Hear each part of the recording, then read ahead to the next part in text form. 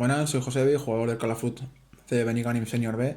Y nada, voy a comentar lo que es la previa del partido contra el Club Basquet Tollería.